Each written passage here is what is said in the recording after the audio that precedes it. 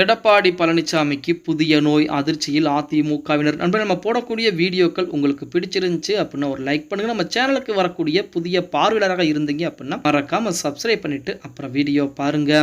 அதிமுகவை பொறுத்த வரைக்கும் அடுத்த கட்ட வேலைகளை புறம் பார்க்க ஆரம்பித்திருக்கிறார் எடப்பாடி பழனிசாமி. அதாவது அடுத்த கட்ட வேலைகள் அப்படிங்கிறது 2026 சட்டமன்ற தேர்தல் தான் அடுத்த கட்ட வேலைகள் அப்படின்னு சொல்றோம். இப்ப 2026 சட்டமன்ற தேர்தலுமே எடப்பாடி பழனிசாமியின் மூலமாக அதிமுக தோல்வியை தழுவினால் கண்டிப்பாக எடப்பாடி பழனிசாமியுடைய அரசியல் வாழ்க்கைக்கு அது ஒரு முற்றுப்புள்ளியாக அமைந்து விடும் அப்படின்னு கூட சொல்லலாம். இப்ப அடுத்தடுத்த தேர்தலில் தோல்வி சந்தித்துக் கொண்டிருக்கிறார் எடப்பாடி பழனிசாமி. இப்ப நாடாளுமன்ற தேர்தலாகட்டும், அதேபோல அதற்கு முன்பு நடந்த தேர்தலாகட்டும் அனைத்திலுமே அதிமுக தோல்வியை சந்தித்திருக்கிறது. ஆனால் இந்த நாடாளுமன்ற தேர்தலிலே மிக அதிகப்படியான தோல்வி, அதாவது வரலாறு காணாத ஒரு தோல்வியை சந்தித்திருக்கிறது அதிமுக அப்படின்னு சொல்லி ஆகணும். இப்படிப்பட்ட ஒரு சூழ்நிலை 2026 மட்டும் எடப்பாடி பழனிசாமி அவர்கள் தோல்வியை தழுவிவிட்டால் கண்டிப்பாக அதற்கப்புறம் அதிமுகவில் பொதுச் செயலாளர் என்பது மாற்றம் செய்யப்பட்டு எடப்பாடி பழனிசாமி அங்கிருந்து கீழே இறக்கிவிடப்படுவார் அப்படிங்கிறது எந்த விதமான மாற்று கருத்தும் கிடையாது. இப்படிப்பட்ட சூழ்நிலை தான் எடப்பாடி பழனிசாமி அவர்களுக்கு புதிய நோய் ஒன்று இருக்கிறது அப்படின்னு சொல்லி திமுகவுடைய அமைப்பு செயலாளரான RS பாரதி அவர்கள் ஒரு பதிலடி கொடுத்திருக்கிறார் அப்படின்னு. அதாவது இப்ப எடப்பாடி பழனிசாமி அவர்களை பொறுத்த வரைக்கும் ஸ்டாலின் அவர்கள் அமெரிக்கா பயணம் சென்றிருக்கிறார். அமெரிக்கா பயணத்தை விமர்சிக்கக்கூடிய வகையில்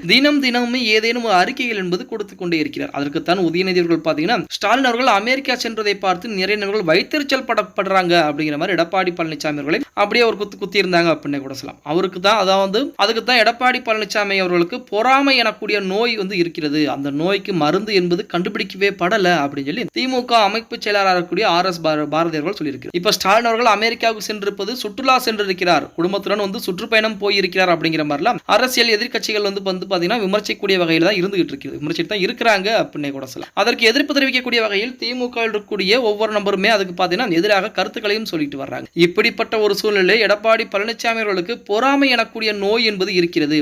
தான் அமெரிக்காவுக்கு போய் இவ்வளவு ஒப்பந்தங்கள் முதலீடுகளை எதுவும் செய்யலையே, ஆனால் ஸ்டாலின் அவர்கள் செய்து கொண்டிருக்கிறாரே அப்படின்னு சொல்லி பொறாமை எனக்கூடிய நோய் என்பது இருக்கிறது, அதற்கு மருந்தே கிடையாது அப்படின்னு சொல்லி நமது RS பாரதி அவர்கள் விளாச ஆரம்பித்திருக்கிறார். இப்ப எடப்பாடி பழனிசாமி அவர்களை பொறுத்த வரைக்கும் எதிர்க்கட்சி தலைவராக ஒவ்வொரு இடத்திலுமே ஆர்ப்பாட்டங்கள், அது மட்டுமல்லாமல் உண்ணாவிரத போராட்டங்கள், இந்த மாதிரி அனைத்து வேலைகளையும் செய்து கொண்டிருக்கிறார். அது மட்டுமல்லாமல் தமிழக மக்கள் மத்தியிலே திமுக ஆட்சிக்கு வந்ததுக்கு அப்புறம் என்னென்ன பிரச்சனைகள் நடந்து கொண்டிருக்கிறது அப்படிங்கிற தகவலை கூட தற்போது எடப்பாடி பழனிசாமி ஒவ்வொரு விஷயமாக எடுத்து கூறிக்கொண்டே இருக்கிறார் அப்படின்னு. இதிலே முக்கியமாக நம்ம தமிழக முதலமைச்சர் ஸ்டாலின் அவர்கள் அமெரிக்கா பயணம் சென்றிருப்பது தான் அதிகப்படியாக எடப்பாடி பழனிசாமி விமர்சித்துக் கொண்டிருக்கிறார். அதைத்தான் நமது RS பாரதி அவர்கள் பாத்தீங்க அப்படின்னா எடப்பாடி பழனிசாமி அவர்களுக்கு பொறாமை எனக்கூடிய நோய் வந்திருக்கிறது, அந்த நோய்க்கு மருந்தே கிடையாது அப்படின்னு ஒரு அதிரடியான தகவலையும் சொல்லி இருக்கிறார் அப்படின்னு. ஓகே गाइस, வீடியோ பிடிச்சிருந்தா மறக்காம ஒரு லைக் பண்ணி விட்டுருங்க. அப்படி இந்த வீடியோ ஃப்ரெண்ட்ஸ் அண்ட் ஃபேமிலிக்கும் ஒரு ஷேர் பண்ண மறந்துடாதீங்க.